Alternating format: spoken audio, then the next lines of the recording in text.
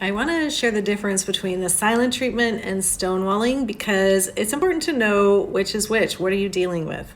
So I've done lots of videos on the silent treatment. Of course, that is when somebody is like ignoring you, pretending you don't exist, essentially, but they're doing it to manipulate you.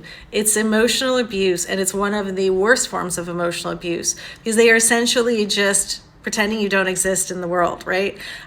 So silent treatment is when somebody just completely ignores you and pretends you don't exist, and they are doing it to get something out of you, for you to capitulate, for you to come back and beg them for their attention. Like, it's a form of manipulation, okay? That's what the silent treatment is.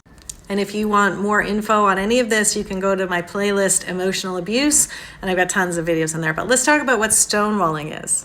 Stonewalling is essentially what you imagine it would be. They put up a wall and become like a stone, but it's often coming from emotional overwhelm and being emotionally flooded. And a lot of men stonewall because they've been taught to be tough and not to be emotionally vulnerable. It feels very overwhelming for them when they get heightened emotions, and so they often resort to stonewalling as a way to self-protect. So stonewalling can look like being detached, avoiding the conversation, like, oh, let's talk about it later, but that time never comes, or just, being indifferent. It can come across very cruel. And the person who's on the receiving end of stonewalling can really feel like it's essentially your partner saying, like, I don't care about you, I don't love you, I see that you're hurting, but that's of no concern to me. There's no empathy, there's no connection, there's no vulnerability. You are being met with a stone wall.